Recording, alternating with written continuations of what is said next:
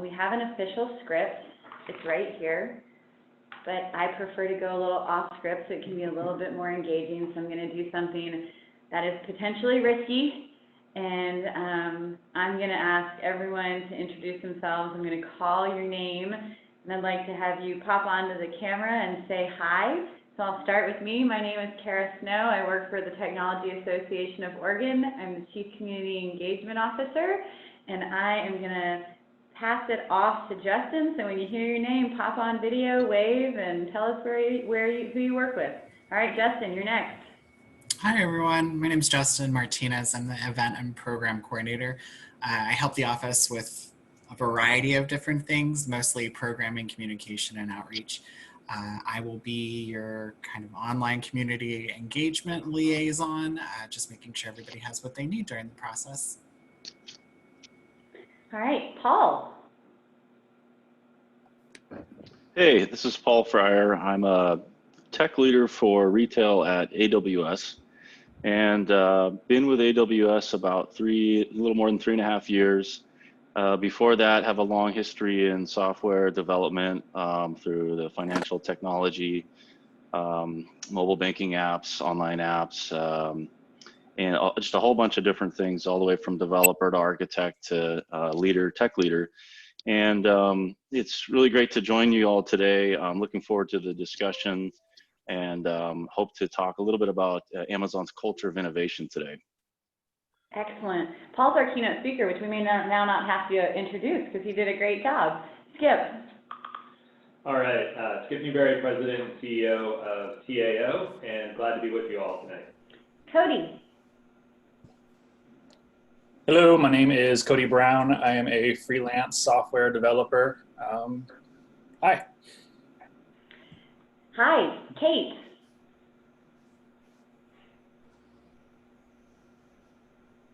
Kate's not unmuting. There we go. Okay. Hi, I'm Kate Roundtree, and I am the project manager with Squishy Media. I have a background in molecular biology as well as project management and some tech stuff as well. Awesome. Welcome. Casey. Hey, how's it going? I'm a data engineer. I work with Jim Couples and all the farms, and excited to be on the call. Awesome. We're glad you're here. All right, Kelly. Hi, can you hear me?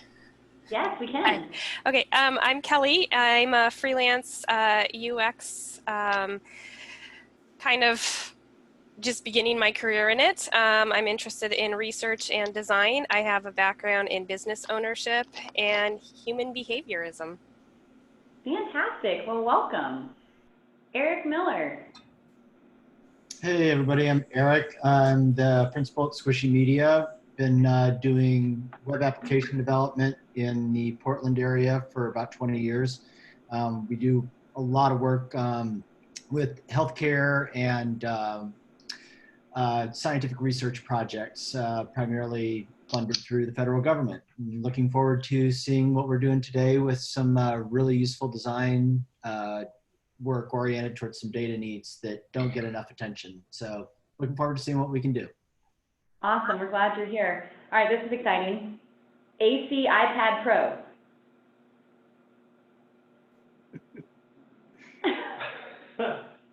Hey, this is Andrew.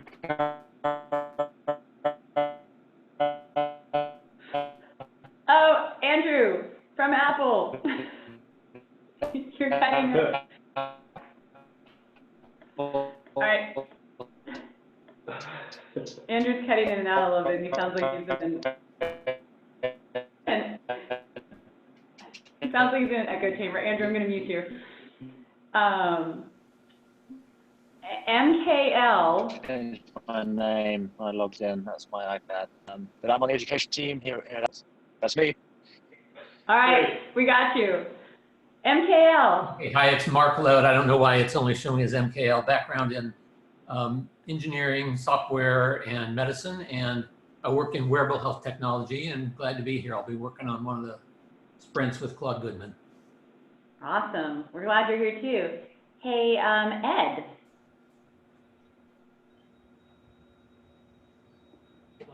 Hey, Kim, how are you? Oh, here's the people. Okay, Ed is I'll not start all taking over. serious. I'm on unmute now. Yeah, so I am Ed Arib. I work for the city of Portland. I'm kind of the manager for application development for public safety. And that can include the Portland Police Bureau, Portland Fire and Rescue, and the 911 Center.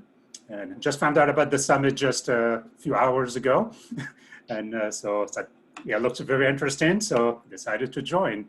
And also have a background in engineering, in actually mechanical, aeronautical engineering, as well as automotive. And the last 10 years has been in public safety.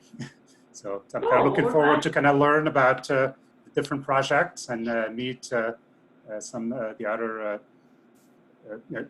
members that are participating today, and looking forward for next week as well. Fantastic. Glad you're here. All right, Tabitha. We're going to meet you later, but.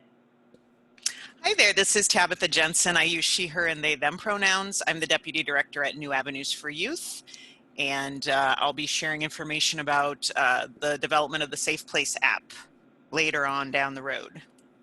Thank you, Tabitha. All right, David, I'm asking y'all to unmute as I go through because I took this huge risk to get everyone to talk. Hey y'all, I'm David. I'm a software developer with Squishy Media. I've got a little bit of a background in biochemistry. And yeah, it's nice to meet y'all. Looking forward to working with you. Awesome, glad you're here. All right, Daniel C.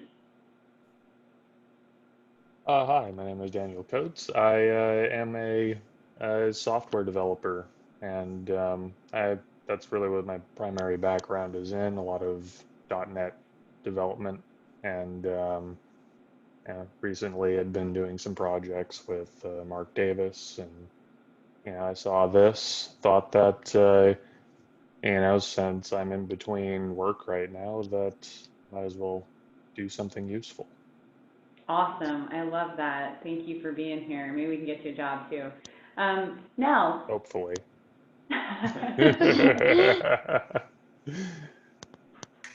Hi, I'm Nell Hardcastle. I'm a software developer with Squishy Media. I'm excited to get going on the design sprint here. Awesome, thanks for being here. Kristen.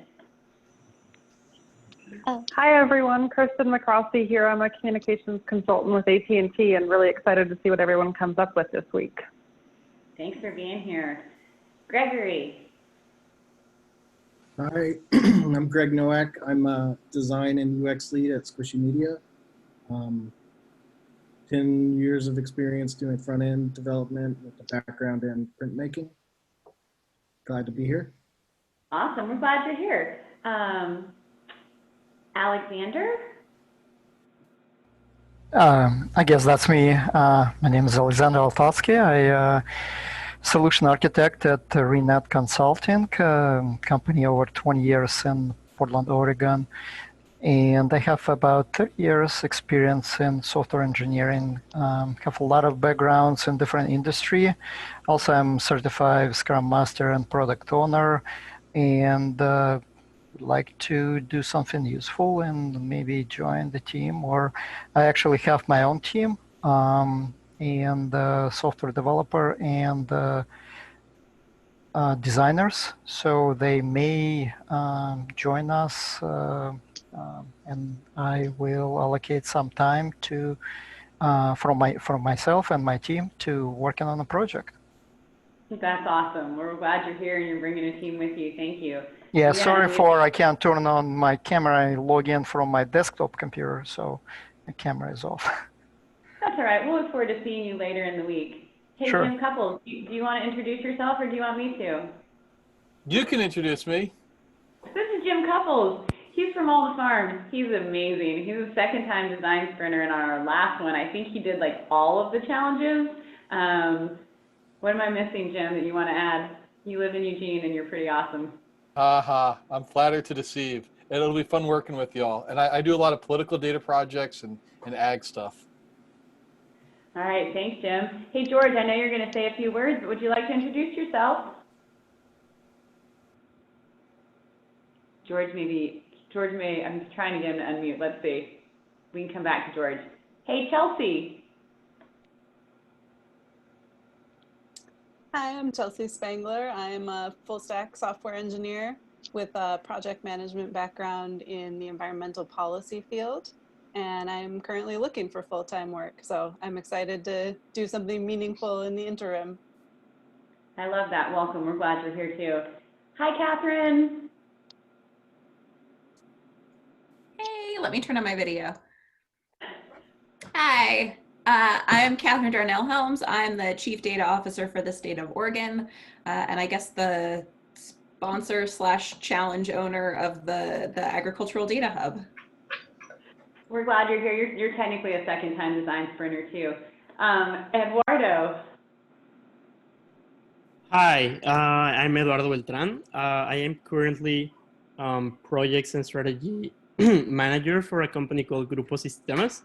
I've been working remotely for 3 years, and I'm looking forward to use this design sprint as a way to integrate more to the local tech ecosystem and to be useful to the community. So nice to meet you all. Awesome. Thanks for being here.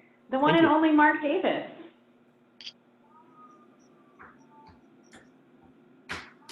Hey, how's it going? Coming to you live from Sherwood. I do civic tech stuff in Eugene, Oregon and beyond.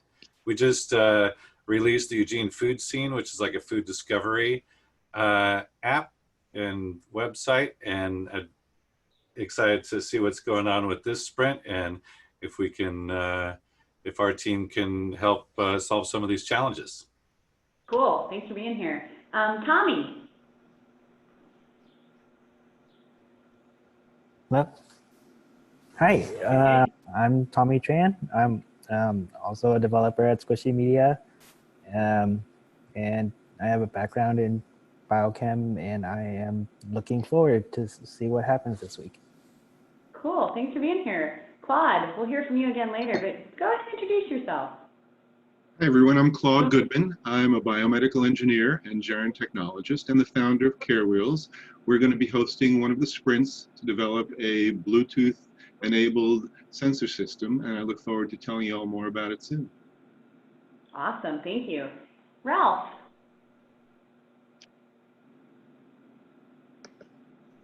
Hi everyone, my name is Ralph Stevens. I'm a leadership consultant and I help solve problems in IT. And so I'm here to see what other things it is that I can learn that maybe my clients might potentially run into. So, and see what value I can lend to them with solutions.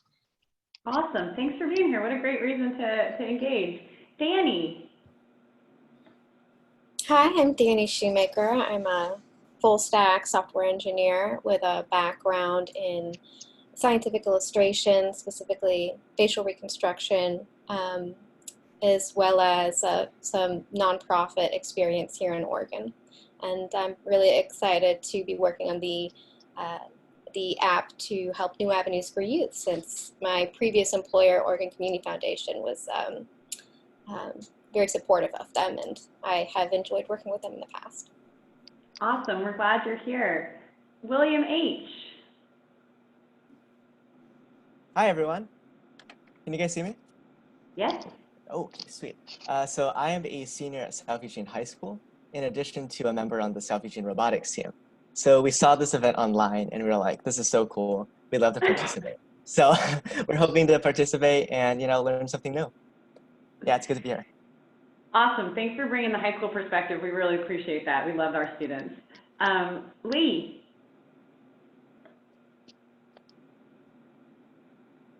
Hello. Can you hear me? We can. Hi, my name's Lee Coates. I'm an IT professional. I work with the city of Gresham. I've worked for many years in civic technology. I have experience in both software development and infrastructure, engineering, and information architecture. I've attended several hackathons over the years. I heard about this one through the Technology Association of Oregon. I signed up to help out with CareWheels, but happy to be here and participate however I can. Thanks for having me. Awesome. Thanks for being here. Jenna. Hey everyone, Jenna Goldman, full stack software developer based in Portland. I have a background in mostly customer facing software project management as well. I'm currently looking for full-time work, but figured in addition to my job hunt would be fun to do something to help give back to the community. I'm going to be working on the app for New Avenues for Youth. I love it. Welcome. Sonia. Oh, hi everybody. Can you see me okay? Yeah. Okay, hi. I'm a UX researcher. I just finished up a program at SMU in Dallas. And my background is also I'm a dietitian and a health educator. So I'm happy to help out however I can. And thanks for making me part of the call. Awesome. We're glad you're here. And then I think my last person is Devin. And if I missed you, send me a note directly to Kara Snow and I'll make sure we get you to say hi. But Devin. Hi, I'm also here with the South Eugene Robotics team with William.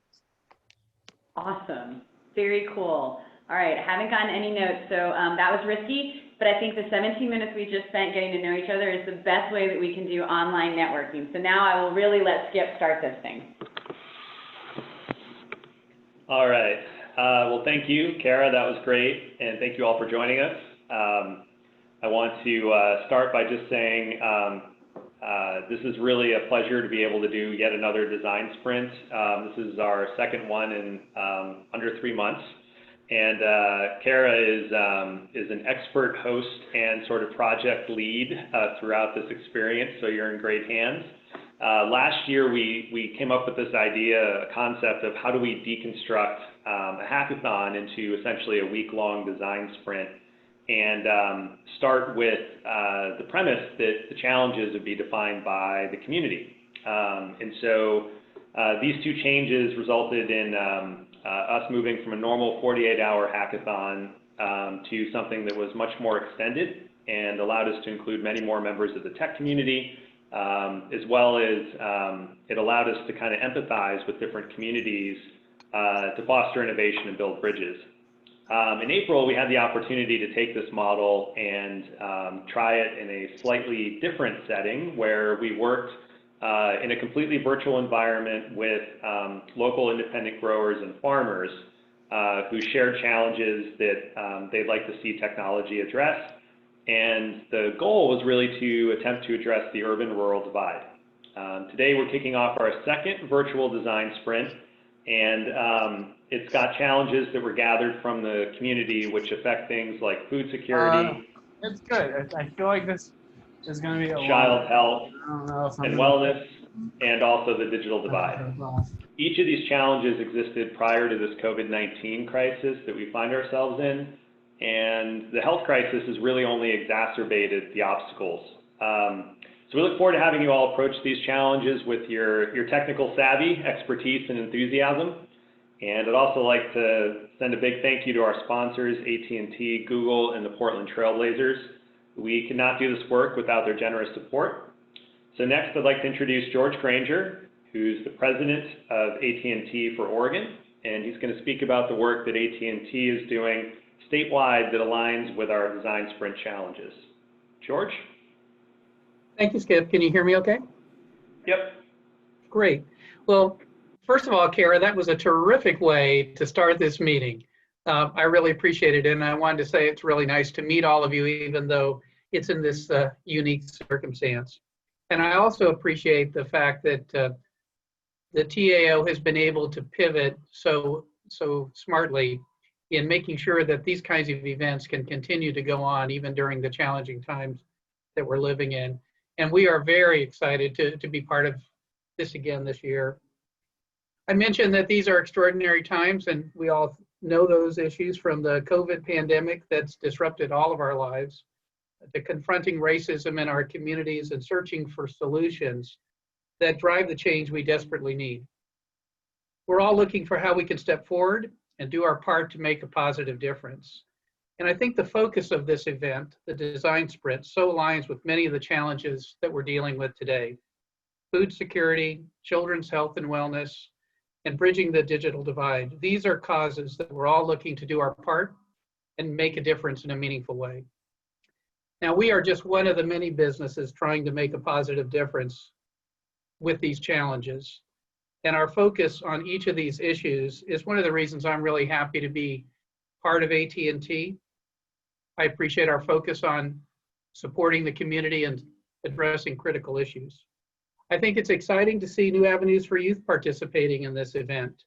Our office is right across the street from New Avenues, and I'm used to seeing them almost every day in one way or another. So I've missed seeing you, but I'm really glad that you're part of this event. We've had a long-standing relationship with New Avenues, and we've been able to support their programs in the past. And as we look forward to supporting the community during these difficult times, we've also invested in groups like the Salvation Army and the YMCA, supporting their important efforts on behalf of frontline workers. And digital equity, ensuring that all students have access to learning with the tools they need to be successful, is a major focus for us right now. As you know, communities of color are disproportionately impacted by the digital divide. And we have great groups here in our community like Free Geek and iUrban Teen, as well as several groups that were part of TAO's design sprint from last year that are helping to bridge the digital divide. I'll conclude by sharing the words of AT&T's chairman and CEO, Randall Stephenson, who earlier this week said, "This is America's moment to seize the opportunity for change, and business leaders cannot sit this one out. We must engage to drive reform." We have a lot of work to do, and I'm proud to be part of a company like AT&T and part of the Technology Association of Oregon, who are leading on these issues. Thank you for all the great work that you all do every day, and I'm really looking forward to seeing the results of this project. Thanks, Skip. Thanks, George. We appreciate all your support.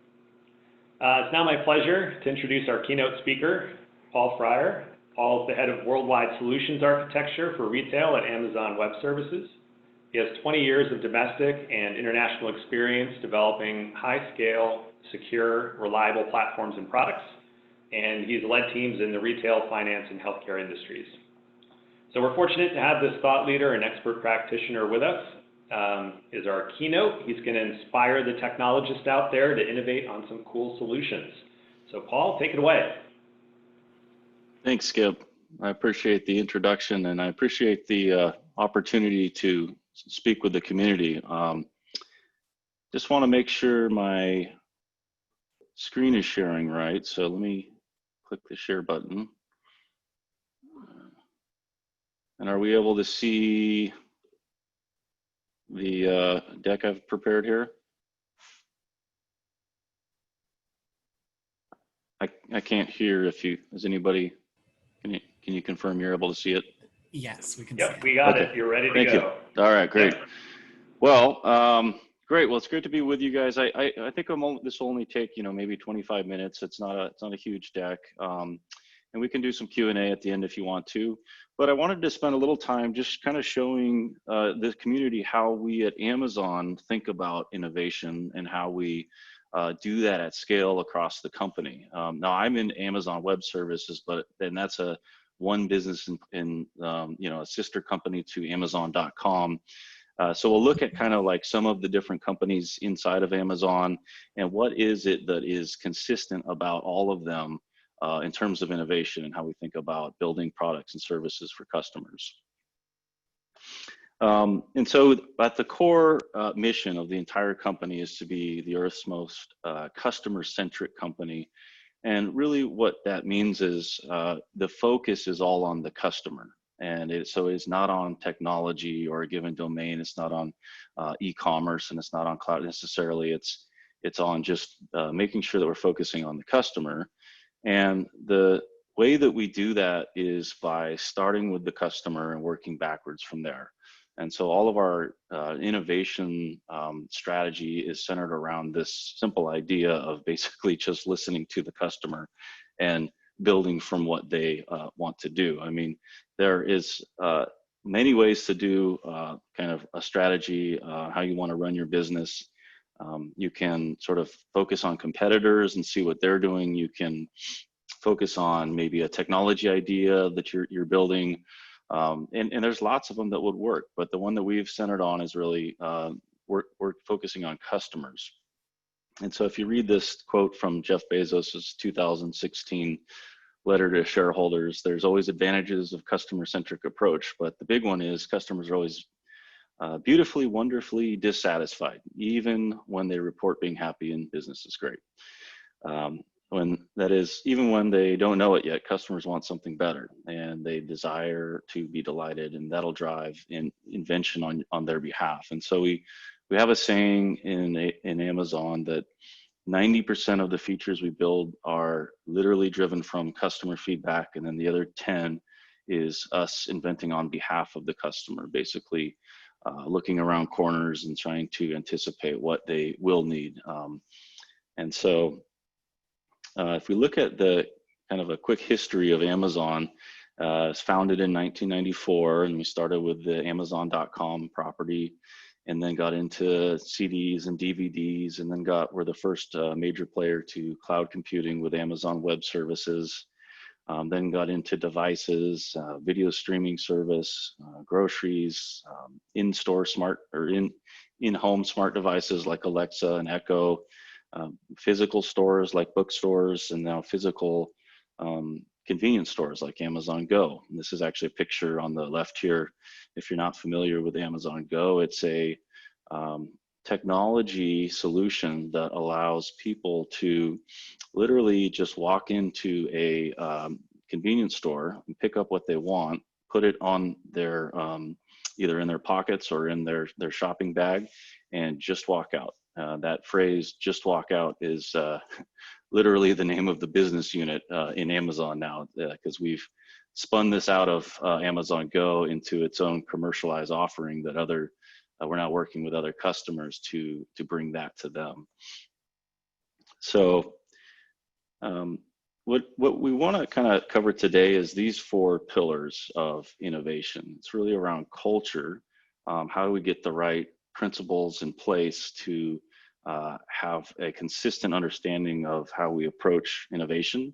And then mechanisms are how do we take inputs and go through a process that everyone sort of understands and have outcomes that are what we are seeking to achieve. And that usually results in features or services being built for customers. And what kind of architecture do you need in place to support this sort of distributed teams that are building at a very fast clip? And then when we talk about the teams, we'll get a little bit into the organization of how we actually organize our teams and why. So if we start with culture, in Amazon, we've actually, we don't really have a mission statement other than that first slide that I showed you, but what we do have are what we call leadership principles. And you may have heard of these. I'm definitely not going to go into all of these because we just don't have time, but I will click into a couple of these, like invent and simplify. And if you think about what does it mean to invent and simplify, if you take some examples from Amazon's past, we can look at sort of being able to build things in ways that you may not even be understood by the marketplace for a long time. And you got to be comfortable with that. So if you look at things like when we built Amazon Web Services way back in 2006, the market responded with a sort of misunderstanding of the cloud at the time. It says, why is a bookstore building cloud services? And I'll show a picture of that in a second. I forgot there's the one other example here about the misunderstood is the Kindle. This was another example of where the market was like, why are you building ebooks? Aren't they gonna like cannibalize your own margin of physical books that you're selling on the website? And this was really built from working backwards from the customer and the understanding that the customer wanted to have more convenience. So they wanted to be able to order a book and have it available to read in 60 seconds instead of a week or whatever it took to ship things back then. I mean, we're down to 1 day now, but still. And as we iterated on this, you've now got the new devices that are basically almost standards at this point, and they take a long time to get sometimes. So the other example of this sort of willingness to be misunderstood for a long time was the cloud vision, where when we started this, it was a bit risky. And what the reason we put so much effort behind this was we built it originally for our own builders inside Amazon.com to have a platform to scale their storage and their compute and their queuing systems. And we found that other customers actually wanted this capability. Their builders wanted to be able to build their own platforms. And so if we fast forward, since 2000, so this is actually a stat from 2018, there's been 78 price reductions. Actually, it's actually up to 80 now, where we've been able to reap the economies of scale that we get and actually pass those savings back on to customers in the form of discounts and price reductions on services. And we're releasing new services and features at an exponential rate. And just in 2018 alone, it was almost 2,000, and that number keeps going up. And at this point, we have millions of active monthly customers, and we define that as customers that are active within 1 month.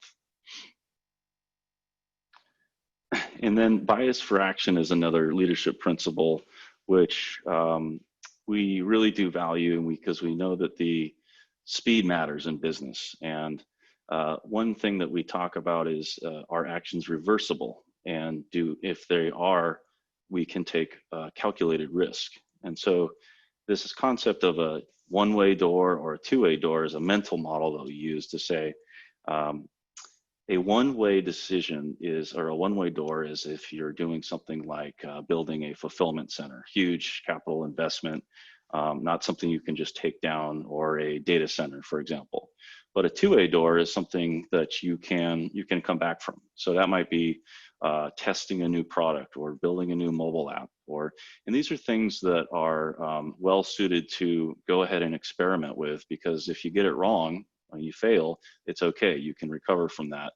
And so failure is okay. It's part of the culture. And so now I want to kind of pivot into some mechanisms of how we think about innovation. And a mechanism is just a way of taking inputs, putting them through a process to get outputs. And so the main one that we look at and use in Amazon when working on new products and how we define what those should be is what we call the working backwards process. And the working backwards process at a high level really just consists of really listening to the customer, understanding their context, and then being able to frame up what a outcome for them would look like in terms of a narrative. So that's like a one-page document called a press release. And companies do these press releases all the time when they go to market with something. You'll see these come out and they say, this was the challenge, this is the opportunity, this is the benefit that our customers are getting, and there might be a quote from a customer as well.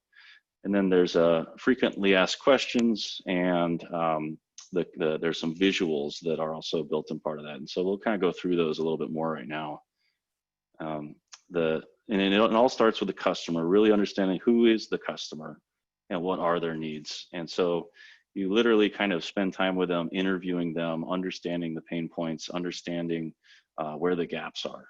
And that is what really feeds your narrative. And the key questions that you ask, and that you kind of ask before you even know if you're ready to do this working backwards process, are these ones. And they're really just these 5. It's like, who is the customer? What is the opportunity or the problem? What is the benefit? What does the customer want, and what does the experience look like? And so I think as we're as a community thinking about this design session for these really important topics, I think everybody kind of probably is already thinking along these lines, and we've just sort of captured this in a standard way. We actually give these cards out to all Amazonians, particularly if they're going to be working on products. And so here's those 3 things. The press release is that one pager. We have it written in a way that is basically would look exactly like it would look when it's actually published. Like you literally put the date, which might be 6 months from now, it might be a year from now. You put the Seattle Business Wire, all that stuff to make it look like a real press release, and then you write out what the problem was, what the benefits were for the customer, and a quote, like I said, from the customer that would, it could be fictitious customer, but it forces the author to really think about what would you say if you were in the customer's shoes and you saw the benefits. And so it's one of the techniques we use to kind of get people to think in terms of the customer. And then the other thing with the one pager is it's one page, it's succinct. It forces you to really hone your thought and crystallize it in a way that fits all within one page.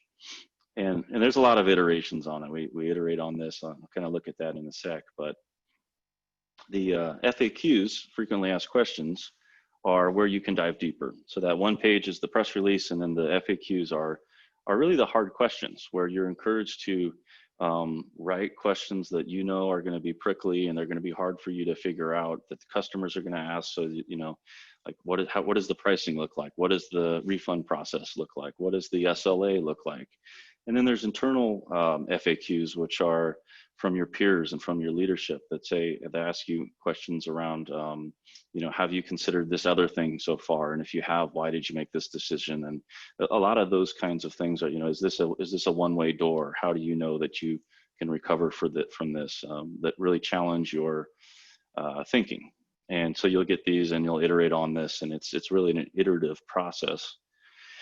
And then the other asset of this working backwards process is the visuals. And this could be as simple as stick figures, or it could be more formal wireframes or architecture diagrams, logical diagrams.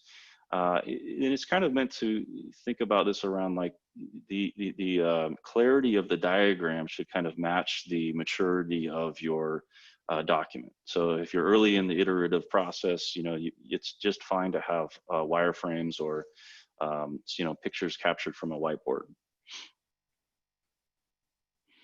And then this is just an example. We use red pens to come into Amazon is a very narrative heavy culture. So we have these other processes where if you're pitching a new business idea within the company, you write a 6-pager, and everybody sits down and reads it, and they all have pens and they write it, and it's it takes the half an hour or 20 minutes, and everybody's sitting there writing things, and you as the author just kind of sit there in silence. It's a little awkward, and then you get all this feedback, but it is a good mechanism to get feedback. The other advantage of doing this is people, particularly in these virtual settings, can read the documents before they come to the thing, and then the meeting, and then it can be really focused on feedback. So it's just a lot more efficient way of doing these meetings and getting the feedback. So I have a little video here. I hope the audio translates on Jeff Bezos and his words talking about the working backwards process. If it doesn't translate, just tell me and I'll tell you what he said.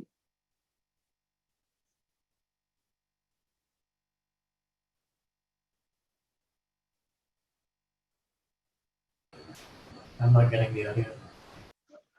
Is it working? I'm going to pause it. Are you guys able to hear this? No. No. We're not able to hear it. Okay. Well, he basically is saying he got this question at an all hands of, is the working backwards process optional? It sounds great, but it sounds like a lot of work. And he says, no, it is a lot of work. It's absolutely a lot of work, and it's not optional. You should do it several times before you try something else. But the reason why we do this is because what's actually backwards is a team that's taking a new idea, writing all the code, developing all this stuff, testing it, and then finally at the end of all of that, pitching it over to the marketing and saying, okay, now go write a press release and let's see how this does. So really what we want to see is actually flipping that to what we call working backwards, to start with the press release before you even actually write a line of code, to really make sure you understand, what the customer is looking for. And so this leads into, okay, what kind of architecture do you need in place to support at scale lots of teams that are going to be able to run and use this mechanism of working backwards to build things for customers. And so microservices is a big part of this, is being able to break up teams so that they can work in independent services, and they really own that service. And the key here is that we're using a service-oriented architecture paradigm. I think everybody on this call knows this stuff, but you know, just to recap, the main ideas here are you've got a hardened API. So services talk to each other, clients talk to them through an API, a contract, if you will, an interface. And that is hardened, it does not change. But what's inside of it, the implementation is black box. And that's where the team that's building that service gets to choose how they implement it. And so we went from a big monolith to microservices years ago. We found that was the only way to scale teams, particularly as we started to scale into, you know, hundreds of services or thousands or you know, hundreds of thousands of deployments, even up to millions. I got a statistic later that we'll look at in terms of what Amazon does in terms of deployments. But self-service is another really key component of this whole thing. So it's really important to have a platform that builders can pick just the right tools to do the job that they need. And so whether that's a you know, database platform that does you know, NoSQL, that's highly scalable, it's all the way down to well, if we look at this particular diagram, this is actually the AWS stack of services, and I definitely will not go into all of these, but this is the kind of architecture that's in place to enable builders to build and run quick and be able to experiment and fail quickly. So everything from infrastructure, networking, storage, databases, AI and ML, making sure that, you know, people that are doing the innovation have the latest and greatest frameworks, whether that's TensorFlow, Caffe, PyTorch, you know, all of the things that your data scientists are going to want, and, you know, providing the raw layer to do that data science, or a managed service, what we have called SageMaker to do that, where you have hosted Jupyter notebooks, you have inferencing and training capabilities. And then even at a higher level, if you're just a developer with no data science background, you can use managed services to do things like forecasting and personalization.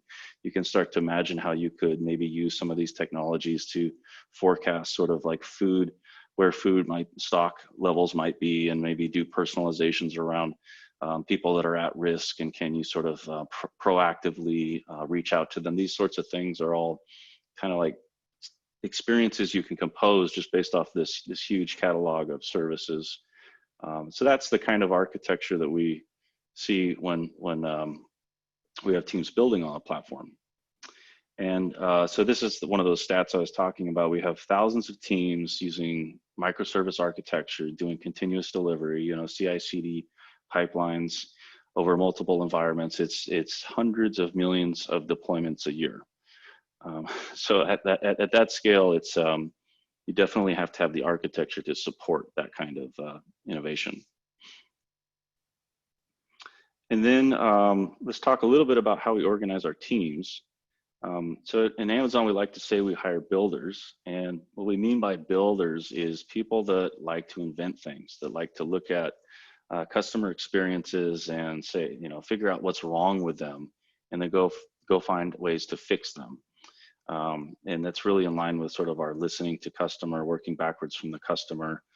When we organize teams, we have this term called two pizza team, and I'm sure a lot of people have heard of this, but if you haven't, I'll just, what that means is two pizzas is basically the amount of food it would take to feed a group of 8 to 10 engineers that are going to be working late, let's say on a project. And so you can go and order 2 pizzas and have that team fed. And in that particular size of 8 to 10 is the size that we found that teams can work effectively without having the exponential overhead that seeps in with communication and stuff that happens when you have too many people on a team. And so this is the idea of small decentralized teams that can move quickly. They have a product owner, they have engineers, they own what they write, they own the code. So they are literally on call with pagers, which we think leads to better quality code because you know that you're going to be supporting that particular product when it goes to production. And then we encourage, you know, experiment, do proof of concepts, fail early, fail quickly. That's just part of the culture, is to, you know, bias for action. That's another one of those leadership principles. And so here's another quote from Jeff in a 2015 letter to shareholders. Failure and invention are indispensable twins. To invent, you must experiment. And if you know in advance that it's not going to work, then it's not really an experiment. You know, failure is okay. And some of the big failures that we can call on from Amazon's history are when we tried to go into auctions the first time, it didn't work. When we tried to go into the auction model the second time, it also did not work. But finally, we got it right with the marketplace model that most of you know, I'm sure, today. And at this point, more than half the sales on the marketplace happen from third-party sellers. So we have found the right model there, but it did take some time. And then the massive public failure was the Fire phone, which I think we took, let me see, I have a stat here. It was $170 million write-off that we had to take on that one. But we learned a lot about hardware. We learned about how hard it is to, you know, deal with all the suppliers and the physical devices area. And a lot of the people that worked on that original product went on to become leaders on other hardware products that we've done, like Echo and Alexa. And so this is kind of the sort of pillars that we talk about when we think about innovation in Amazon. And it's sort of having a culture that is consistent throughout the different business units, really centered around customer obsession, having single-threaded owners on each of those businesses, and having a mechanism that is also consistent across all of our product teams, so that we have a, you know, consistent way to hear what our customers need, work backwards from there, going through the PR FAQ process, and then having a technology platform and architecture that can support distributed teams that are able to run fast, pick their own tools that they need to. So, you know, we have some teams that are very much Java camp, and some that are doing Node, and some that are very heavy in Python. And that is okay. Where we meet is the APIs and the contract on those durable interfaces. And then we organize by small teams that have that ownership model.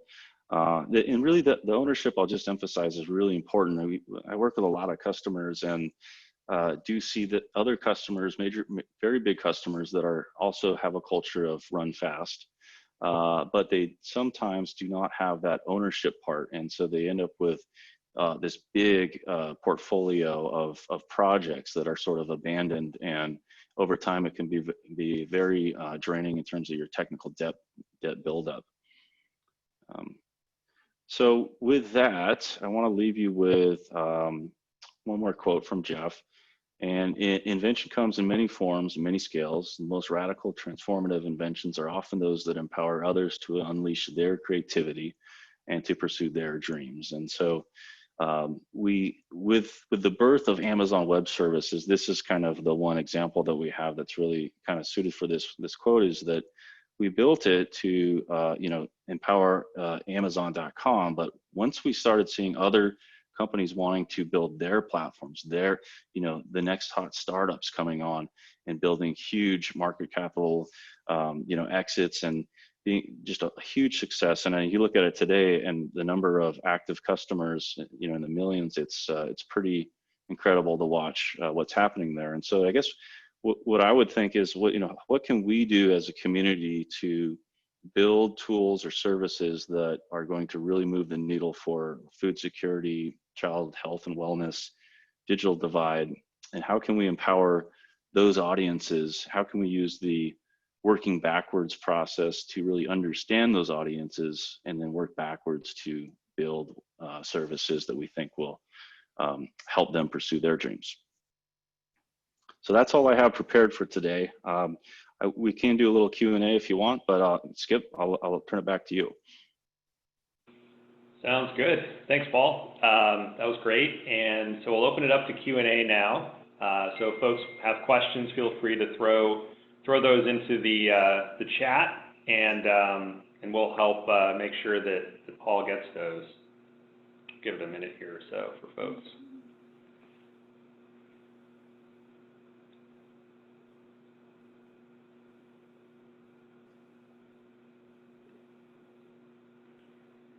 All right, I think we've got one here that I'll kind of pass the mic to Kara to see if she wants to field it. Yeah, well, I'm not going Or to. ask it, sorry, you're not gonna answer it. I'm not going to field it. I hope Paul answers it. So Paul, you've been working on some tech solutions for a long time. You've got a group of willing volunteers for a week to try to put something together. What would be your one piece of advice as they get ready to start working on these solutions that we hope will provide something long-term for the nonprofits, or allow them to, request grant money to actually build these out? So what's kind of your one piece of inspirational advice? I would say try to understand as much as you can about the nonprofits' goals and their customers or their audiences that they're serving, and what are the challenges. The more you can understand the specific challenges, the specific pain points that those audiences that we're trying to serve with these technology efforts are, the more focused and your roadmap and what you're building, or what we're suggesting these organizations build, will be. And so I would it's really just this sort of working backwards process, is just really know the audience, know their challenges, and then that, I think, will help us sort of hone in on what the scope in terms of like what would have the biggest impact for those audiences.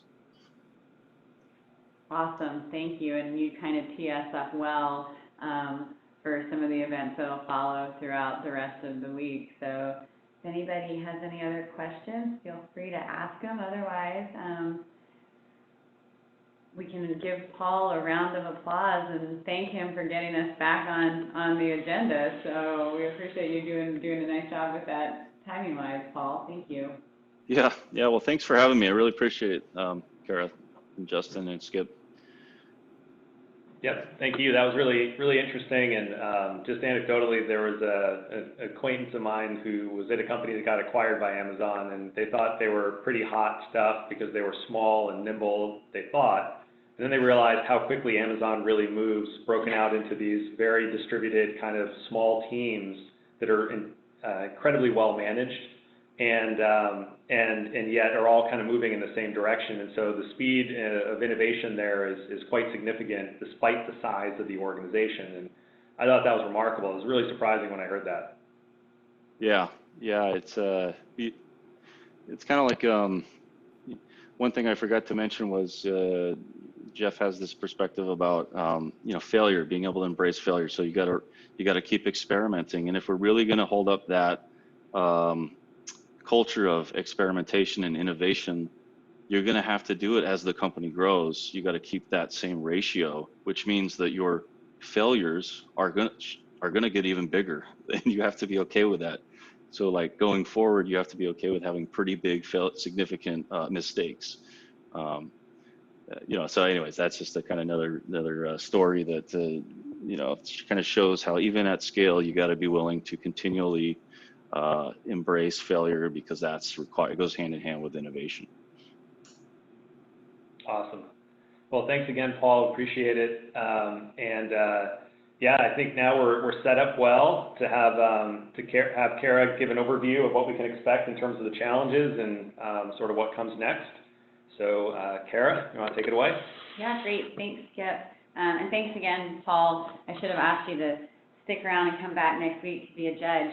So the challenge reveal is a little anticlimactic when you've already been able to read them and select your team online. But I think it's important to talk about why and how and where we get these challenges from, because they come from a variety of sources, and they all existed prior to a global health crisis.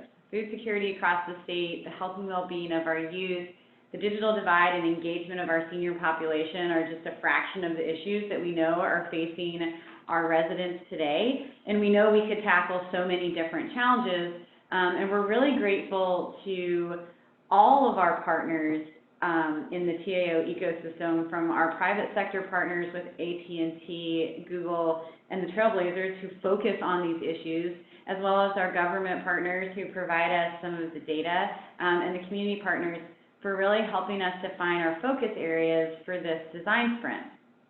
And while I help write the challenges, I'm definitely not the expert. So I'm going to have someone from each challenge discuss it. They're each going to take a few minutes, and so if you don't have a team yet, and you hear a challenge that is interesting to you, we're going to let you all know how to connect with a team, but this is your opportunity to kind of learn a little bit more about them, and then we'll get to see when these experts will be talking a little bit more. To Paul's point, so you can learn about the challenge in upcoming office hours. So more on both of those in a minute. And I'm going to invite our challengers to speak. I'm going to start with Catherine Helms, the Chief Data Officer for the state of Oregon, to discuss the statewide Ag Data Hub project. And I have to give Catherine a special thank you.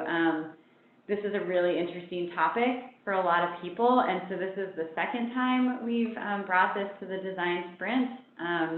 So we're really pumped you're here, and Catherine, take it away. Sure. So I guess in keeping with the spirit of the keynote, we can start kind of from a client first perspective. So the primary goal of this challenge in particular is to provide kind of a universal landing place or resource for authoritative data for a lot of our agricultural producers. So I'm sure you read in the challenge statement that there are like over 250 agricultural products produced in the state of Oregon. But in addition to that, there's also a tremendous amount of data held within the government sector that could either be used to provide kind of additional competitive intelligence for these growers to either improve yields, to understand more about the marketplace that they operate in, or even from a logistics perspective, awareness of different soil layers and environmental impacts that may be coming that can allow them to better plan for the future. And right now, Oregon, in a loving way, our data landscape is really like a more of a Mad Max hellscape than any sort of like nice bucolic country scenes. So much of what we're dealing with when it comes to solving for issues like this are scalability, sustainability, making sure that we have all of these interlocking pieces. You know, you talk about distributed teams or kind of these capacity for interlocking pieces and microservices to be connected in a single way. The state has not yet really tackled or solved for that challenge. And so with my position, having been around for about a year, much of what we struggle with is meaningful ways to provide open data or public data to consumers in an easy to use or easy to work with accessible framework. So this challenge is actually fairly broad, and it may be that you solve for one piece or all the pieces, but really comes down to what are the mechanisms that we can use to make sure that there's high quality authoritative data available to people who need to make decisions with that data.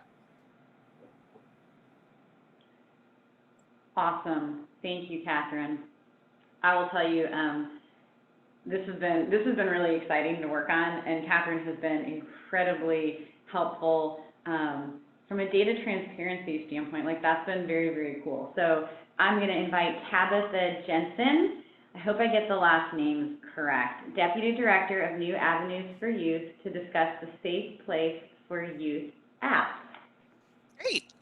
Hi there, this is Tabitha, and what I would like to share with you today is some information on the Safe Place app and what we're trying to do in collaboration with our ALBA Collaborative, which is a program that is currently in Multnomah County and provides crisis services for unaccompanied runaway and otherwise homeless youth that are needing assistance.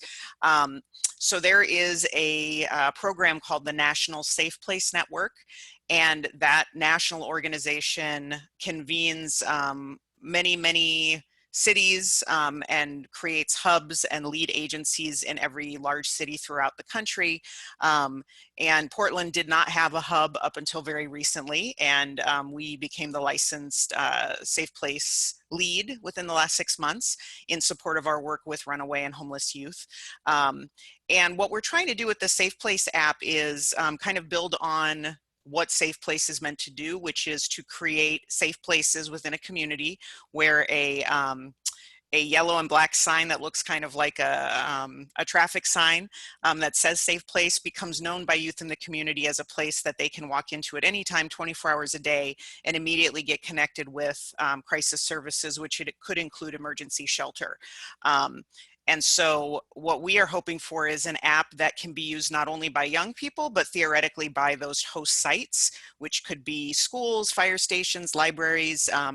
If we're successful, it could even be 24-hour 7-Elevens or Starbucks. So anywhere a young person walks in, that they can then be connected with a trusted adult to some type of service for whatever their needs are in that moment. And so we're thinking with the app for young people, it could be something where they're able to seek out those services and find out where the closest Safe Place location is for them. And then also theoretically using that same platform for those partner sites to possibly have a kiosk at their location where they can gather some of the young person's demographic data when they come in. So I think that's the skinny. Thanks for the time to present on this and any help folks might be providing. Thanks so much, Tabitha. And you brought up a couple things that I failed to mention, and I think Skip and George both touched on them. We really want the design around these to be culturally sensitive and thinking of all perspectives, whether it's ability, language, gender, sexual orientation. There's a lot of different things to take in, and that is actually going to be one of our judging criteria for the first time. So it really is coming at this from an equitable lens. And I really enjoyed our conversation when we talked about this because part of the challenge in working with youth is how do you get them to actually look at an app? Like, what is it that's interesting for somebody that's under the age of 18? And I'm excited that we actually have some high school students on this call, because I hope even if it's not their challenge, they can offer us some perspective. Yeah. And one important frame I'd say, very similar to what you were talking about, is most of the young people in East County and Gresham that we work with, particularly in communities of color, would never identify themselves as homeless. We use that term because folks are most familiar with it in a setting like this.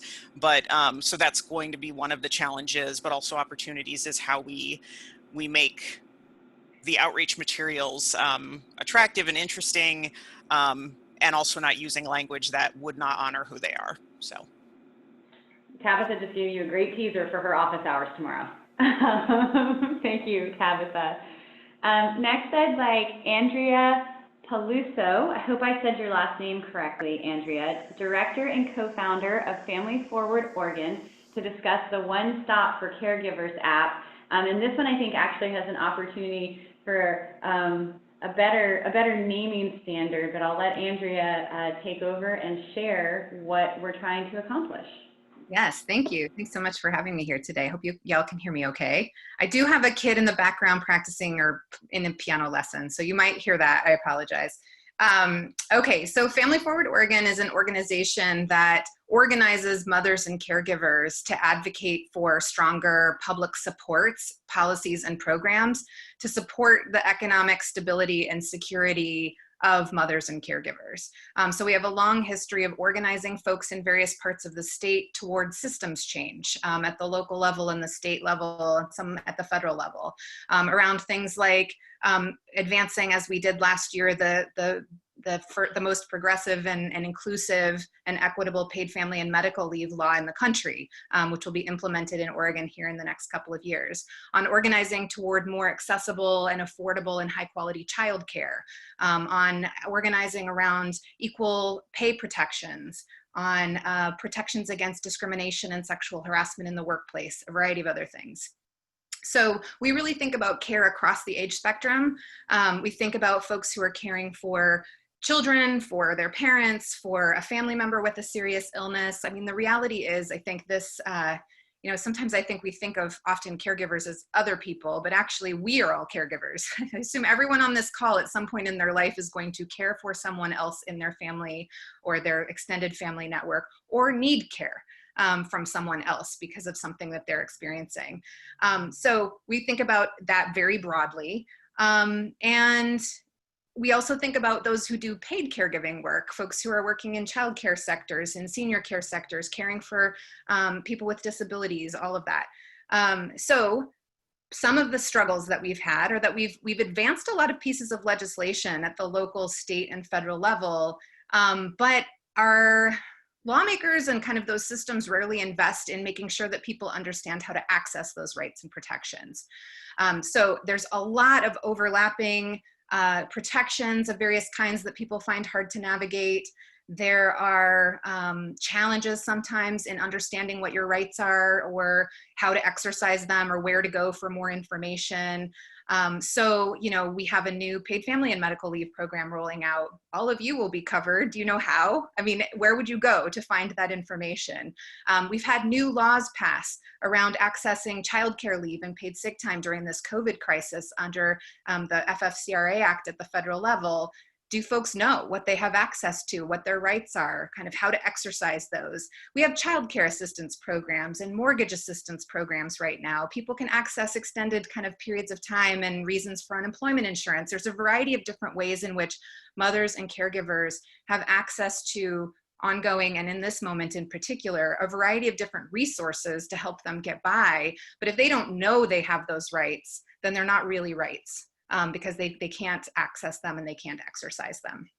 So the question that I posed to Kara was, how do we develop a platform that is about having folks better understand what their rights are based on where they live, what state they live in, what city they live in, national protections, how those things might overlap, and how to access them. So it could be both rights under laws or programs where they can get assistance, food assistance, rent assistance, childcare assistance.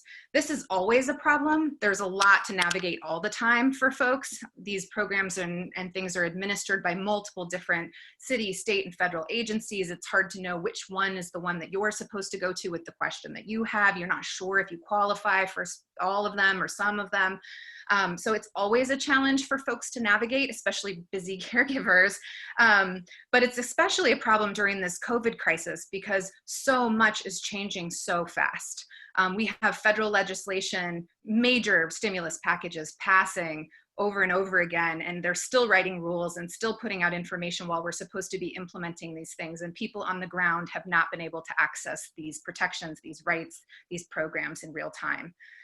Like, for example, we had, months really go by before we started having materials translated into Spanish, which is a language spoken by a lot of folks by some of our state agencies so that they could equitably access these protections. So that's the thing that we want to try to figure out is there a simple way for someone to input some information about themselves to understand kind of what things they might be able to access, and then what rights and protections might they be able to qualify for, and how do they go about applying or accessing that information and pointing them in the direction of that. From the equity perspective, I would say you should assume that we're talking about folks who have major technology divide and access issues. Not everyone will have a mobile device, a smartphone, not everyone will have a computer or Wi-Fi in their home. You should assume that we're talking about folks with some language access issues, that the people who are going to have the hardest time navigating these programs and protections are folks where English isn't their first language. You may have folks who feel some discomfort in interacting with the government because of their documentation status, and major efforts by the federal government to ensure that folks who access safety net services are barred from being considered citizens later. So there's a variety of different ways in which we think about needing to have a platform that operates sort of outside of government, that feels safe for folks and feels like a place to get information and be able to figure out how to take next steps. Thanks, Andrea. That was great. What I took away from our conversations was this, again, these are always challenges, and then I think the COVID-19 chapter threw this into stark reality for many of us that stepped into caregiving roles and aren't familiar with some of the resources available. So I think this is really timely, and I appreciate you being willing to work with us on it, so thank you. Next, I'm going to have Claude Goodman, the founder and president of CareWheels Corporation, to discuss the CareWheels CareBank Sensor System app. And this is a treat. This is not normal in, I think, our design sprints, because there is already a functioning tool for CareWheels, and this is a enhancement to actually improve how equitable the solution is. So Claude, the floor is yours. Thank you, Kara. And thank you, Paul, for encouraging people to talk about the challenge before jumping into the technology. So CareWheels is helping to reduce the impact and aftermath of the COVID pandemic with the CareBank, which is a social care network that connects people in mutual peer-to-peer circles that we call peer care. So the stay home and stay safe orders leave many people struggling with social isolation, loneliness, loss of connection, meaning, and purpose. And this causes depression, substance abuse, and a startling rise in suicides. The essence of peer care is greater independence through interdependence, and I'd like to show you how we do that. So if I may have permission to share my screen, I'd like to share a few slides with you.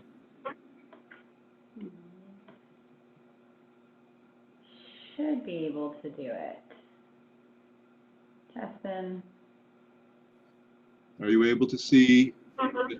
Great, okay. So we have immediate needs now. Claude, hold on, I don't know that we're shared. Okay. Justin,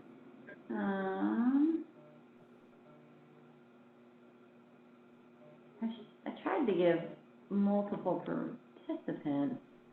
Justin, is it possible for us to, okay, you should be able to click the share button right now and on the bottom, Okay. Claude, and it should work. It says that I'm sharing currently. Are you not seeing my screen? Let's try it again. Let's try again. Okay, let's try All it right, again. we'll navigate through it. There we go. Now it's Great. good. Okay, so we have some immediate needs now because we're preparing to roll out a pilot project with Age-Friendly Portland and Smart Cities PDX. So our need is for a sensor system that is quickly deployable and tool-free installation, because we want to be able to put these into elders' homes without infecting them with COVID. So what we're asking our team to do is to build a Bluetooth app that connects sensors and relays data to our CareBank server. The innovations we're exploring are a new CareBank Elder-Ready BLE5 long-range sensor system. And what we want to do in this sprint is to engage the sprinters in working on the Bluetooth 5 to 4 relay that uses the smartphone as an internet hub or the gateway, so that we can avoid the complexity and expense of having to have a separate ISP. The outcomes that we seek technologically are low cost, high scalability, peer-to-peer social care network, and socially reduced risks of COVID-19 contagion, morbidities, and deaths. Next slide. So currently we're on a COVID contagion roller coaster. And it looks like seniors will need to age in place and shelter in place over the next 2 years as we're dealing with this pandemic.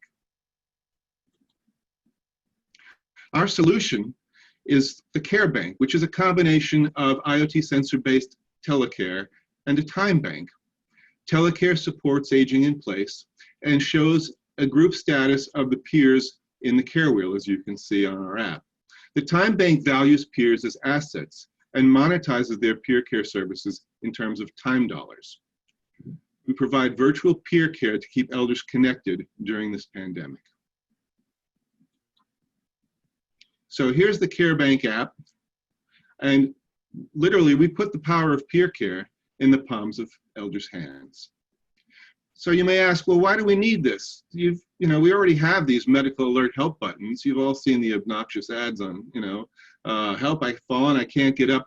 Well, these fear-based systems don't work if you don't push the button. And it turns out about 1/3 of the time, people are incapacitated and they can't push the button. So our alternative is the peer care system, where we use a couple of sensors to sense people's daily activity patterns. And if there are breaks in those patterns, anomalies, then we summon help when nothing happens. So the essence of the system is a new sensor that Mark Levitt, who's on this call, has developed.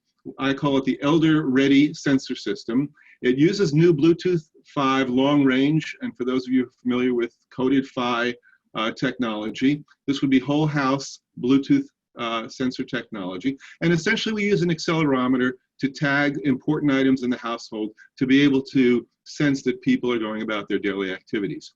Since most of today's smartphones are not Bluetooth 5 coded PHY ready, Mark has developed an innovative relay that receives Bluetooth 5 data and then retransmits it as Bluetooth 4 data.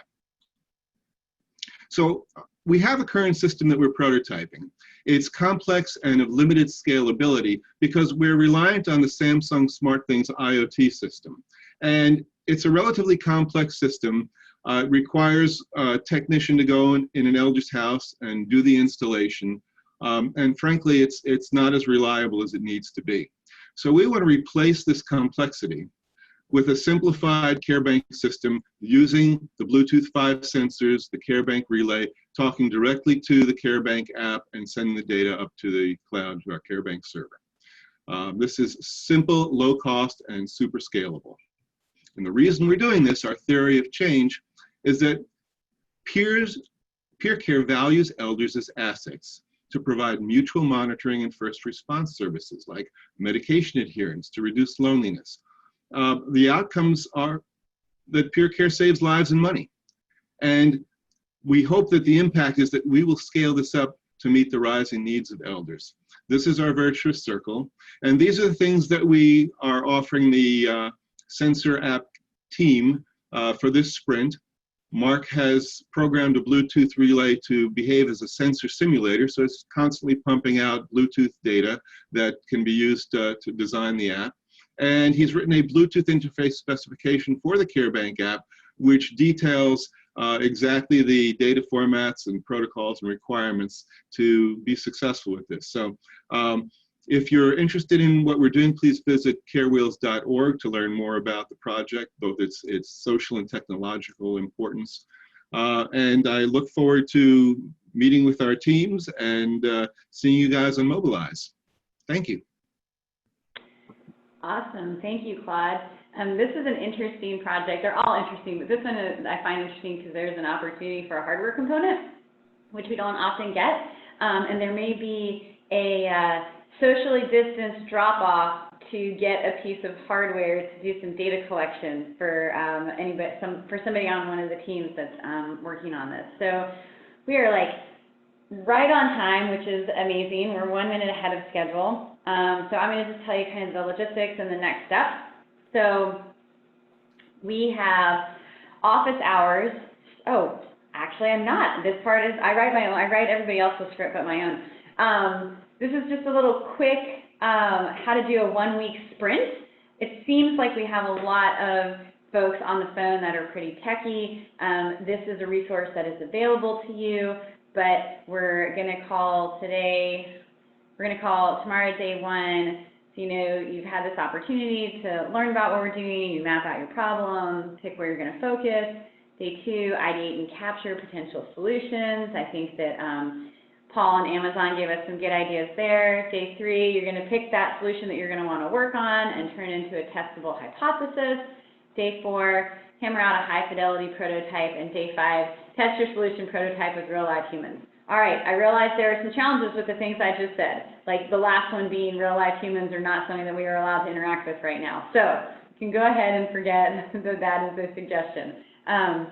Our judging criteria are all in Mobilize. This is in Mobilize. Y'all are probably like, what the heck is Mobilize? I'm getting there. Our expectation is that you will likely not have a working prototype, but that you might have wireframes or a data structure or a path to provide a solution, and that is okay.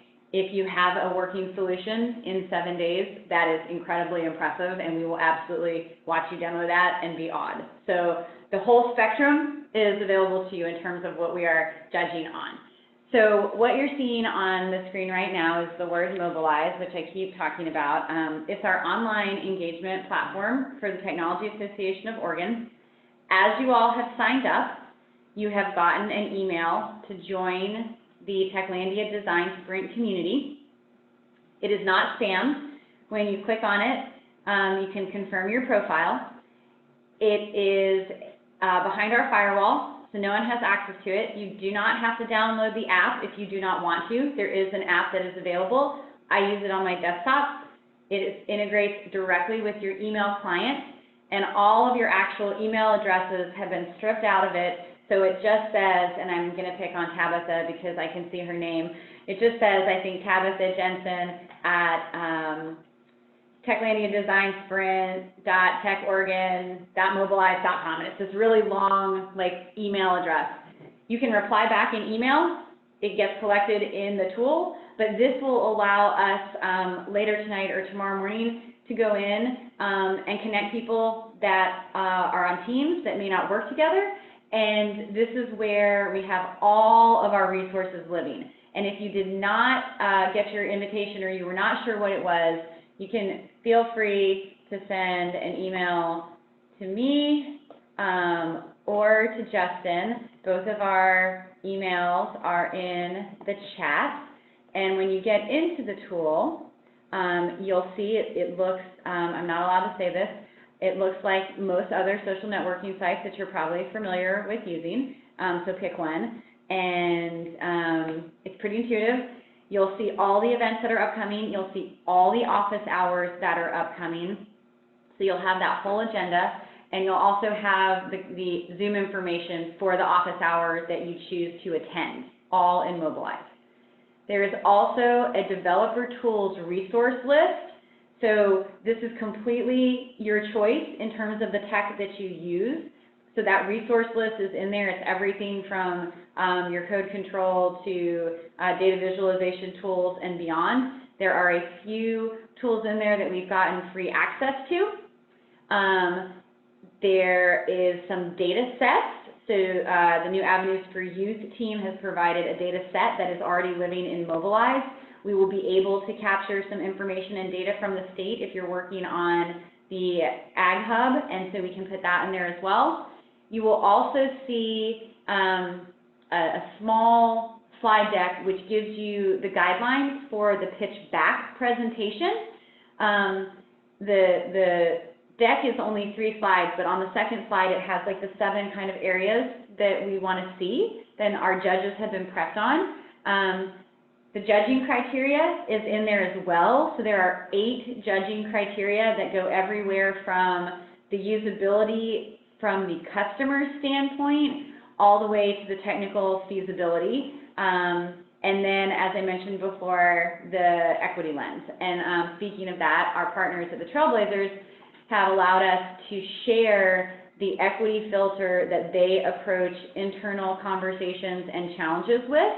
So I strongly encourage everyone to take a look at that as well. And all those resources are in there, and it is also how you can connect with me and or Justin. I will pause and see if anybody has any questions. If you're not on a team and want to be on a team, shoot me a note. The equity filter is in Mobilize in the resource section. So you have to, you either have to go access through your desktop or the app, but we can send out a reminder to this crew of how you can sign into that. Maybe Justin can throw that together really quickly and drop that link. This is Tabitha. I'm looking, I'm in here right now. I'm just wondering, is it under activity feed or? It is under files. Oh, okay, I get what you're saying. I'm like, wait, yeah. we're kind of, so it's under files, and then when you click files, you'll see all of the tools that actually, I was talking about. And Justin, I if don't you know wanna if let I me, see files, so it if may you want just to be let that me, I'm, if you want to let me share, yeah, it's called 19RQ and TBF equity filter. So if you're in Mobilize, so here's our fancy Mobilize. There's your feed. There's our members. Hey members, we're missing a few of y'all. We'll add you in. You can see our upcoming events. So tomorrow we start off with Apple. We actually have a really cool conversation with Apple where they're going to talk about Swift development. So if you're looking for a learning opportunity, that's great. And then we've got Tabitha joining us. And then if you go under Files, there's a folder, and then everything else is under here. And this is the equity filter. thank you. You are so welcome. Thank you for the question. Sorry I didn't quite understand it. It's after 5. Anybody else? We have 2.5 minutes. Wow, I love when an event ends on time.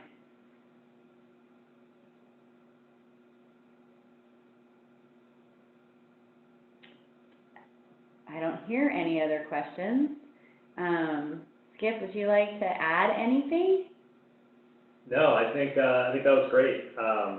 Thank you again to all of our supporters, and it was great to hear from both George from AT&T as well as Paul from Amazon. And thank you all for spending some time out of your late afternoon evenings with us.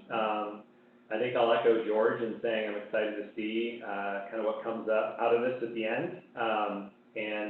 What's cool too is also to hear from Catherine again, second time around, second design sprinter, and the Chief Data Officer for the state, no less. She's got quite a few things on her plate right now, and appreciate her taking the time to spend with us. So that's about it. Kara, you want to take us home? Yeah, I'll add one more thing that I forgot that was really important. You're probably wondering who the heck are the judges. Each of the organizations that pitch the challenge will be judging because obviously they are the experts and it will be a solution that they are trying to use. But we also have a judge from Google to provide us with some technical expertise, and I'm working to get one more judge who can perhaps ensure that we're looking at everything through an equity lens. So with that, we're really pumped about this. Office hours, even if it's not your challenge, are really interesting. And is there a place where we can see the last design challenge submissions? As in, Gregory, the ones from the Agriculture Innovation Challenge that we did in April? Yes. Yes, we can take those out of that mobilized group and we can put them in as files in this mobilized group. We'll download those and get those up, and then you can see, oh, and there's also a video on YouTube. Wow, I've got such great support in the chat box from both employees and Cody. Way to go. Cool, all right. Again, last call for questions. I'm happy to keep us until 5:30. I mean, the absolute last minute that I can get everybody's time and attention. All right, well, I'm super pumped. The office hours are really enlightening. You learn a ton about people's challenges. You get to ask really thoughtful questions. You get to see cool tech develop live and in person. So we'll see some of you throughout the rest of the week, and then we really look forward to seeing everybody back next Thursday for our pitch back. And thanks again for your time and your support. Really excited that we're going to do this all together. So everybody have a great night. Thank you. Bye. Thank you.